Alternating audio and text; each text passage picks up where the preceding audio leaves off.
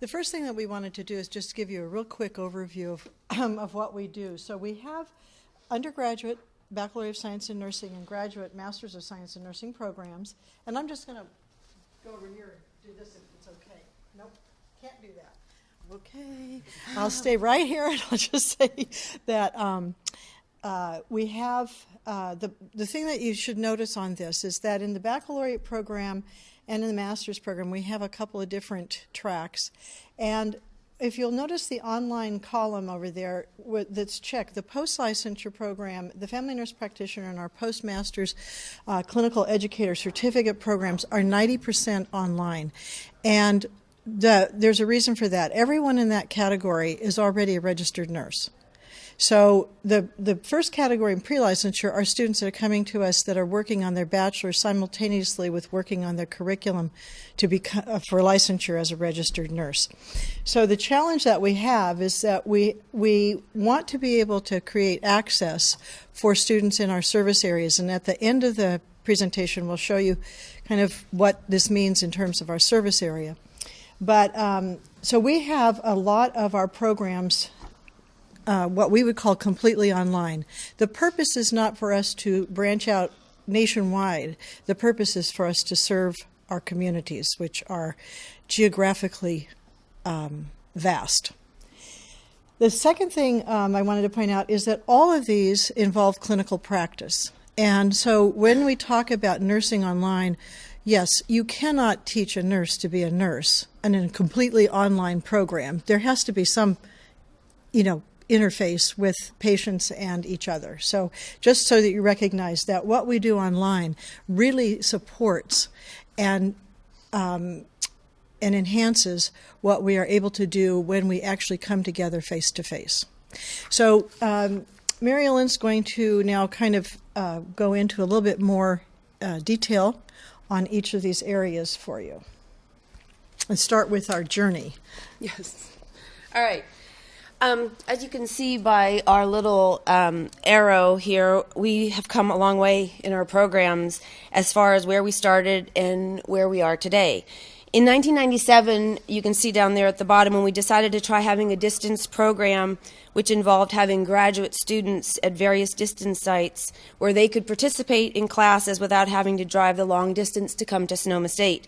We started with the CSU codec system. I don't know if any of you are familiar with that, but that's a telebroadcasting system that we broadcasted to both Humboldt and San Francisco State. So the students in Northern California were able to just travel to the Humboldt State site, and those that lived in the city or the South Bay had the option of going to San Francisco State or coming to Sonoma State, whichever was more convenient. As you can imagine, if any of you are familiar with the weather that happens up in Humboldt in the winter, they have some nasty, nasty weather. And so at best, our transmission was sketchy. So this led us to needing to make VHS tapes. So we would have a backup system in which we would make VHS tapes for our students. And you can imagine us sitting in our little closet production area making one VHS tape at a time that we would send out then to each of the 20 students that were waiting at home for the content. And as you can imagine, this greatly slowed down the education delivery initially. We moved from the VHS tapes to CDs and then eventually DVDs, and I'm happy to say we're no longer doing any of that anymore. To get print content out to the students, we used, the tried and true methods of faxing, snail mail, and couriers. And again, I'm happy to say those days are behind us. As we move forward, the learning management systems have changed almost as frequently as the semesters, or at least sometimes it feels that way. We've used Blackboard, WebCT with various iterations, and now have adopted Moodle. With LMS as the foundation, we've integrated multiple modalities, and you can see that they're listed under the 2009-2014, and we use these in our online classrooms. We also use web streaming, both synchronous and asynchronous. We use voice-over PowerPoints, which have had an evolution of their own. We started out creating voice-over PowerPoints and converting them to Empatica, converting them with Empatica so that they were a Java-based file. And then we used a beta company called licensure to capture video, and now we're exploring Blackboard Collaborate. In addition, we use many technological adjuvants and plugins across programs, which I'm going to talk about in a minute. Okay. So the nursing department here at Sonoma State, we recently celebrated our 42nd birthday. We graduate bachelor's prepared RNs as well as nurses that are already RNs that are coming back to earn their bachelor's degree. We're proud to say that Sonoma State is responsible for providing nurses throughout California, as well as beyond the California borders. The Graduate Family Nurse Practitioner program has been providing education to nurses in rural California for the past 30 years, and for the past 17 years has been using this online technology we're talking about.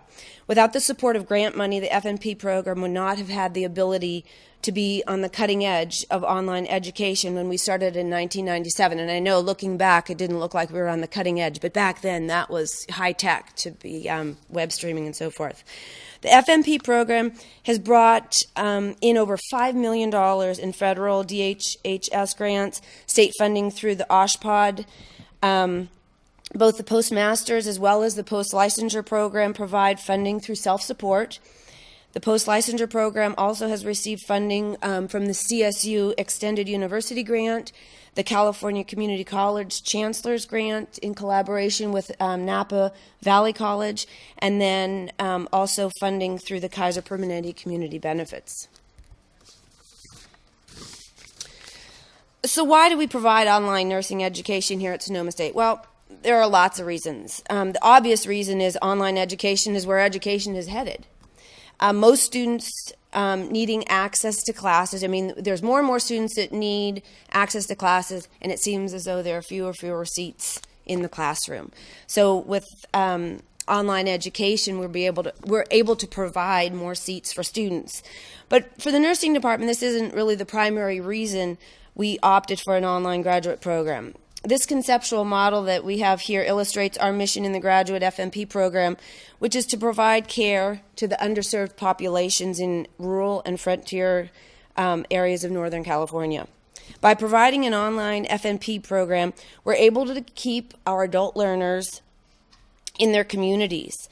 We are able to allow the working RNs to stay in their jobs, caring for those with limited access to care, which is our whole goal.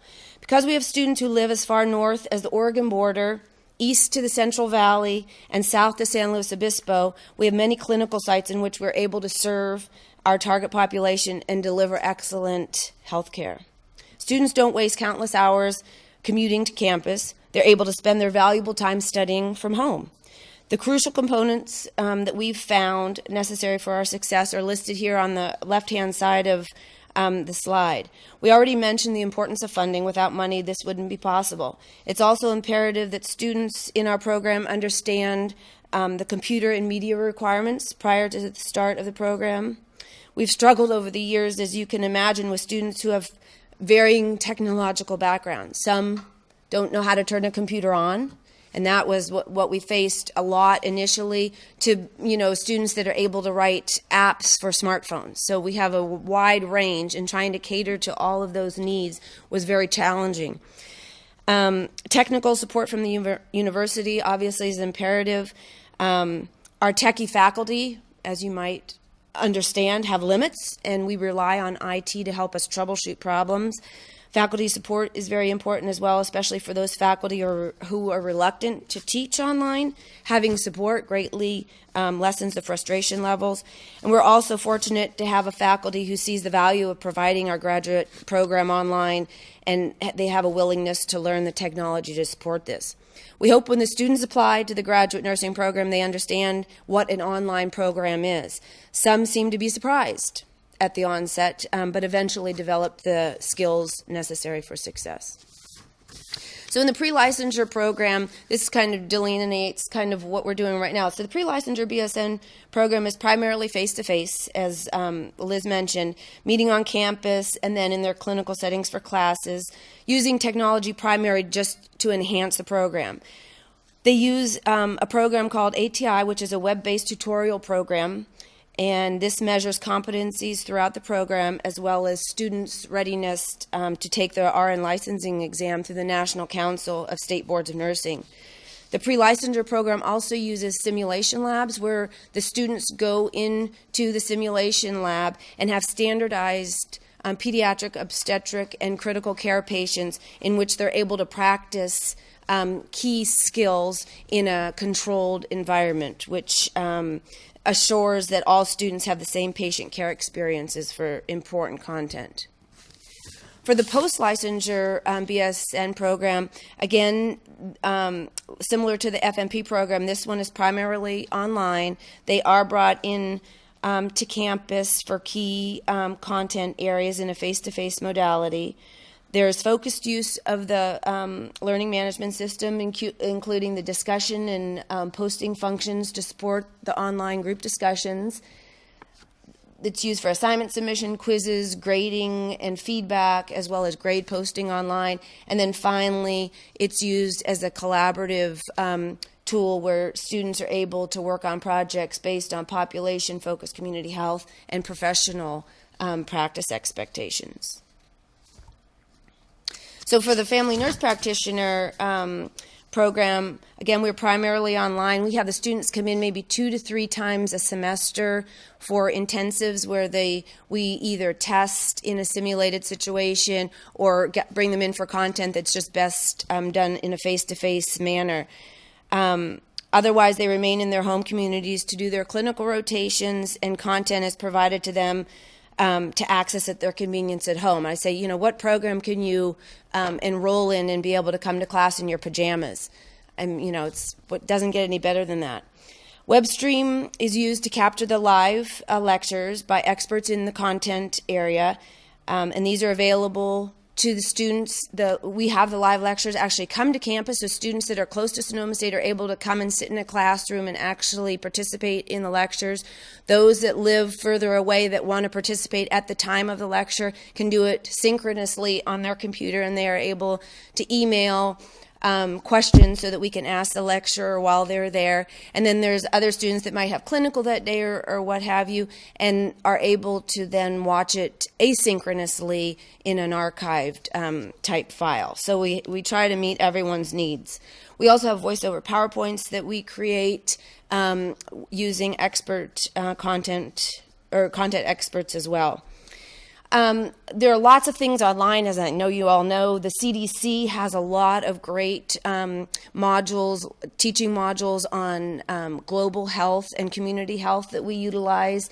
We have MedU, which is a online interactive case study-based program that's used in medical schools, PA schools, as well as nursing schools all over the United States. And this provides, programs, an opportunity for students to apply knowledge that they're learning in class and actually treat patients in a safe and non-threatening environment. The Global Education Technology is another web-based interactive tutorial program that we use for difficult content areas, and this provides content as well as questions intermittently so the students can get the positive reinforcement as they learn the content. And then finally, the Barkley Learning System, which is a company that we use to assess our students' readiness to sit for the national certification exam. So I think the critical components for success, we've narrowed it down probably to the 4 most important things that we think. Number 1, proper equipment at home. There's nothing more frustrating than having an old computer that doesn't support the software and the programs that we're asking them to utilize. High-speed internet. Again, we used to have the nightmare of students that had dial-up, and we'd have these giant files, and they would start downloading in the morning and leave for work and come back, and it wasn't quite downloaded when they got home in the evening. We even had one student, I remember one time, that had solar-powered internet. So if it was not sunny, they didn't have internet. So we've seen it all. And so now pretty much everyone has a high-speed internet, so that's a good thing.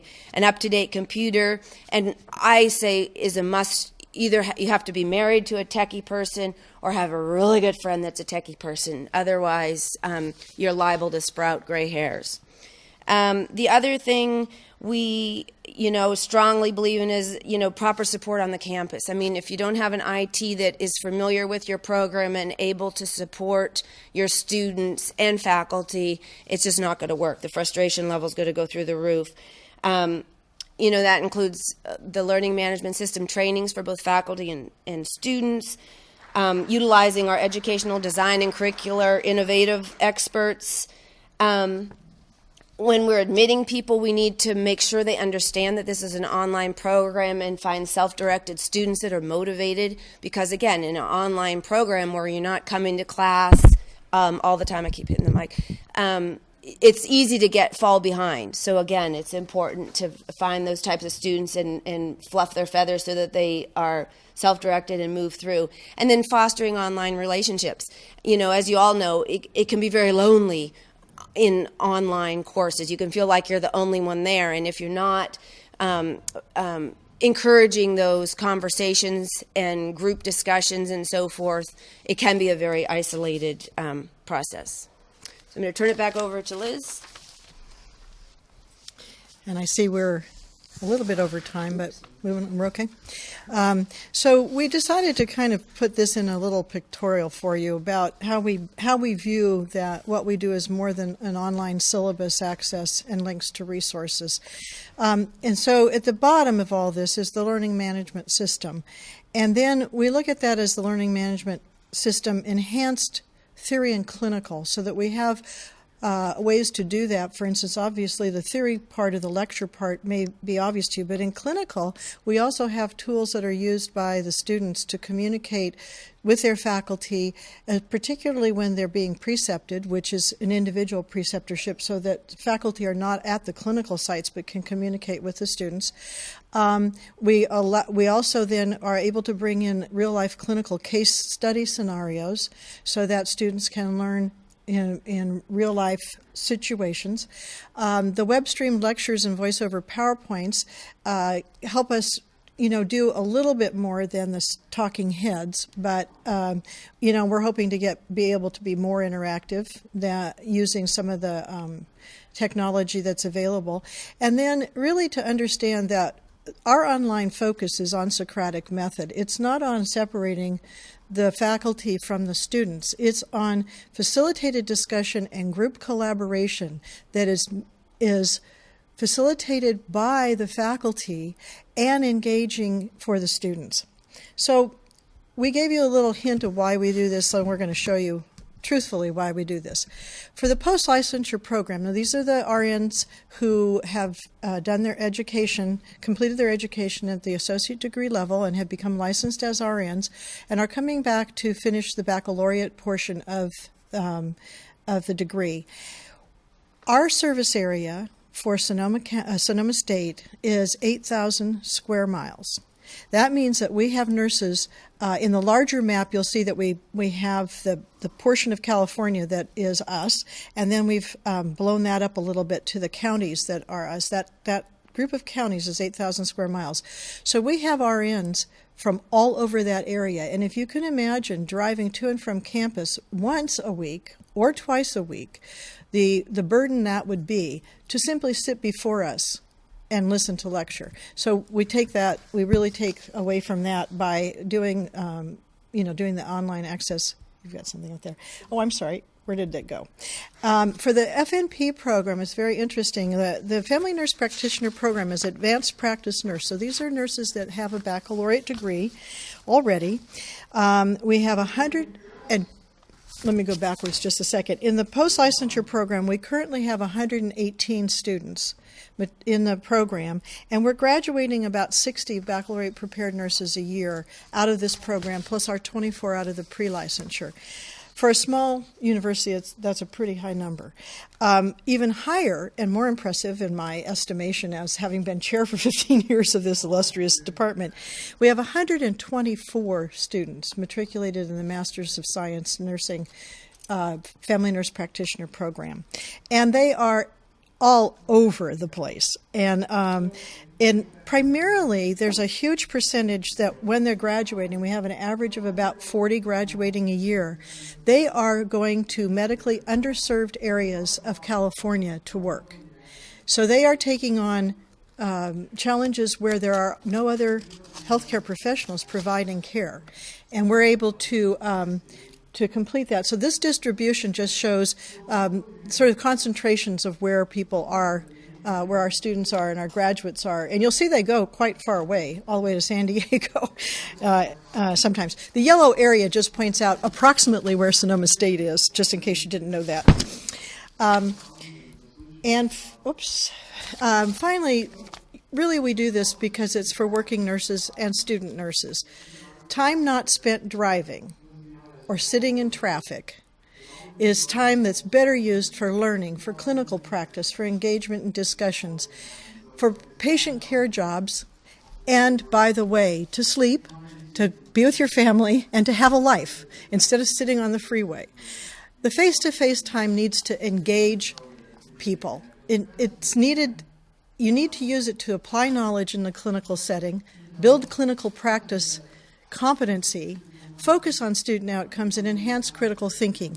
We don't believe you need to use that face-to-face time to show videos or movies or to have a straight lecture.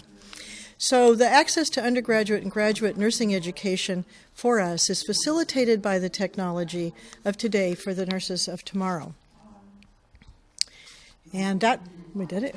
If there are any questions, we'd be happy to answer. Stick around as long as you want us to, or wrap it up.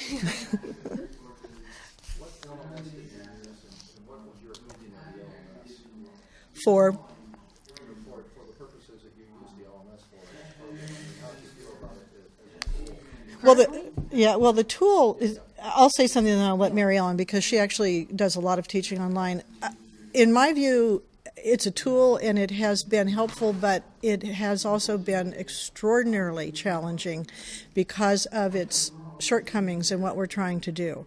And so when it's not working well, and not designed to work well, or when it's changed with a moment's notice, we have thousands of hours of material that then is affected. Mary Ellen can speak to that. I mean, I don't know that we have a favorite, but maybe you do. No, I would just like a LMS, keeping it. What our frustration here at Sonoma State is that our LMS has changed quite a bit in the last, I think, 10 years. We've gone through Blackboard, WebCT, and Moodle.